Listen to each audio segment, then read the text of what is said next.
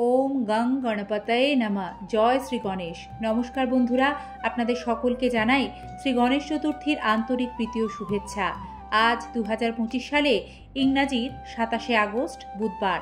আজ সারা দেশ জুড়ে মহা সমারোহে পালিত হচ্ছে শ্রী গণেশ চতুর্থী মহোৎসব। ভাদ্রপদ মাসের শুক্লপক্ষের চতুর্থী তিথি থেকে 10 দিন ব্যাপী গণেশ উৎসবের সূচনা হয়। ভাদ্র শুক্ল চতুর্থী তিথিতে শ্রী গণেশ জন্মগ্রহণ করেন। তারপর অনন্ত চতুর্দশী পর্যন্ত গণেশ উৎসব পালিত হয়। শাস্ত্রমতে আজকের এই শুভ দিনে গণেশ পুজো অন্তে একটিবার হলেও শ্রী গণেশ চতুর্থী ব্রতকথা পাঠ ও শ্রবণে শ্রী গণেশজির কৃপা লাভ করা যায়। অপার সুখ, সৌভাগ্য, সমৃদ্ধি আসে। গণেশ চতুর্থী ব্রতকথাটি এইরূপ। শুনো হে ভক্তবৃন্দ, আজ আমি শোনাব মহাগৌরী দেবী পার্বতীর প্রিয় পুত্র সিদ্ধিদাতা বিঘ্ন বিনাশক শ্রী গণেশের জন্মকথা। কৈলাসপতি মহাদেবের গৃহে ঘটেছিল এই লীলা। হিমালয়ের কন্যা পার্বতী তখন তার স্নান ও পূজার আচার নিয়মিত পালন করতেন। একদিন দেবী পার্বতী একাকী স্নান করতে যাচ্ছিলেন, কিন্তু আশেপাশে কোনো দাসী বা প্রহরী ছিল না। দেবী মনে করলেন, আমি কি সর্বদা একা একাই থাকবো? আমার নিজস্ব একজন সেবক চাই, যে কেবল আমার আদেশ পালন করবে, মহাদেবের নন। সেই সময় মাতা পার্বতীর শরীর থেকে নির্গত হলো চন্দন ও হলুদের গুঁড়ো। স্নানের সময় সেই হলুদের উচ্ছিষ্ট দিয়ে দেবী নিজের হাতে এক সুন্দর শিশু মূর্তি গড়লেন। প্রার্থনা করলেন, হে দেব শক্তি, হে প্রপঞ্চ ধারিণী শক্তি, আমার সন্তান হোক, আমার দ্বার রক্ষক হোক। দেবী পার্বতীর তেজে ও মাতৃস্নেহে সেই শিশু মূর্তিতে প্রাণ প্রতিষ্ঠা হলো, সজীব হলো সে। দেবী আশীর্বাদ করে নাম দিলেন গণেশ, অর্থাৎ গণের অধিপতি, সকল প্রাণীর নেতা। ছোট্ট গণেশ তখন থেকেই দেবী পার্বতীর সেবায় নিযুক্ত হলেন। দেবী স্নান করতে গেলেই তিনি দাঁড়ে দাঁড়িয়ে পাহারা দিতেন। কিন্তু ভাগ্যের খেলায় সেদিন মহাদেব শিব কৈলাসে ফিরে এলেন। দেবী তখন স্নানে, দ্বারে গণেশ দ্বার রক্ষক হিসেবে পাহারা দিচ্ছে। শিব বললেন, আমি গৃহস্বামী, আমাকে প্রবেশ করতে দাও। গণেশ মাতার আদেশে দৃঢ় কণ্ঠে বললেন, মাতা স্নান করছেন, তার অনুমতি না পেলে আমি কাউকে প্রবেশ করতে দেব না। শিব তখনও জানেন না তিনি কার সন্তান। ক্ষণিক ক্রোধে মহাদেব বললেন, এ কে এত দুঃসাহসী? বারণ সত্ত্বেও প্রবেশ করতে চাইলে গণেশ শিবকে বাধা দিলেন। এই দেখে শিবের সঙ্গীগণ ভূতপ্রেতরাও রুষ্ট হলো। শুরু হলো তুমুল যুদ্ধ। ছোট্ট গণেশ তেজে শক্তিতে তাদের সবাইকে একে একে পরাস্ত করে দিলেন। এই দেখে দেবতারা অবাক হয়ে গেলেন, এই শিশু কি অপরাজেয়?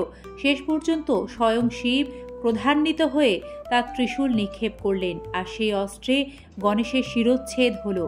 দেবীর আদরের সন্তান প্রাণ হারালেন। যখন মাতা পার্বতী স্নান সেরে বেরিয়ে এলেন, দেখে আঁতকে উঠলেন, হে মহাদেব, আমার সন্তানের এ কি দশা?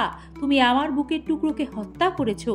দেবীর ক্রোধ তখন ভয়ঙ্কর, সমগ্র সৃষ্টি প্রলয়ের মুখে পড়ল। দেবতারা সকলেই মহাদেবকে, মাতা পার্বতীকে শান্ত করতে প্রার্থনা করলেন। দেবতারা মহাদেবকে বললেন, এ ভয়ঙ্কর ভুল হয়েছে। দেবী পার্বতীর অভিশাপে এবার সমগ্র বিশ্ব ধ্বংস হয়ে যাবে। তখন মহাদেব প্রতিজ্ঞা করলেন, হে দেবী, আমি এখনই তোমার সন্তানের প্রাণ ফিরিয়ে দেব।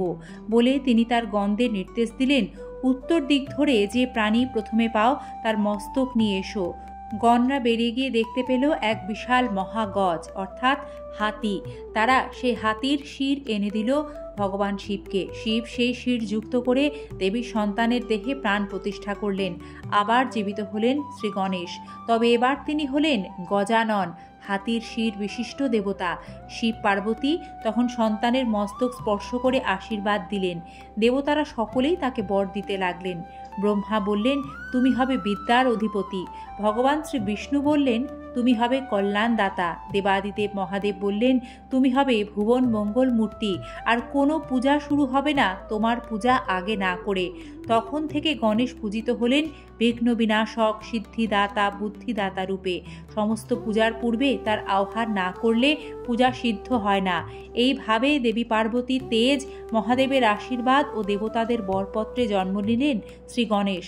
তিনি হলেন জ্ঞান, বুদ্ধি, সাফল্য ও শুভারম্ভের দেবতা।